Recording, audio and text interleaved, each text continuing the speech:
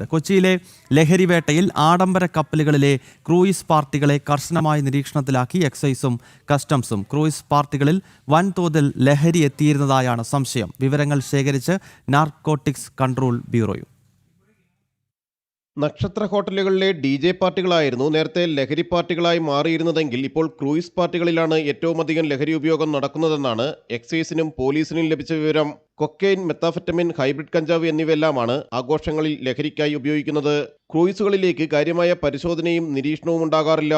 പ്രൊഫഷണലുകളാണ് ഇത്തരം ലഹരി പാർട്ടികളിൽ പങ്കെടുക്കാനെത്തുന്നത്. മുമ്പ് ക്രിസ്മസ്, പുതുവത്സര ആഘോഷങ്ങളിലാണ് DJ പാർട്ടികളിൽ കൂടുതലായി ലഹരി എത്തിയിരുന്നതെങ്കിൽ ഇപ്പോൾ പല ദിവസങ്ങളിലും ക്രൂയിസ് പാർട്ടികൾ കൊച്ചിയിലും നടക്കുന്നുണ്ട്. കൊച്ചിയിലെ ലഹരിവേട്ട കേസ് കസ്റ്റംസും അന്വേഷിക്കുകയാണ്. ശനിയാഴ്ച പിടിയിലായ ഷാജി ഫെർണാണ്ടോ എന്ന ഷോൺ ഇതിനു മുമ്പ് ക്രൂയിസ് പാർട്ടി നടത്തിയിരുന്നു. കഴിഞ്ഞ വർഷം ഷോൺ പദ്ധതിയിട്ട ക്രൂയിസ് പാർട്ടി കസ്റ്റംസ് തകർക്കുകയും ചെയ്തതാണ്. NCBയും വിവരങ്ങൾ ശേഖരിച്ചിട്ടുണ്ട്. മാരക ലഹരി എത്തിയത് എവിടെ നിന്നാണെന്നും എത്തിച്ചത് ആരാണെന്നും ഇനി കണ്ടെത്താനുണ്ട്. കൂടുതൽ ഉന്നതർ ഉൾപ്പെട്ടതായാണ് സൂചന. ഡോക്ടറും അഭിഭാഷകനും ഇവന്റ് മാനേജ്മെന്റ് ഉടമയും അടക്കമുള്ളവരായിരുന്നു പിടിയിലായത്. ജനം, കൊച്ചി.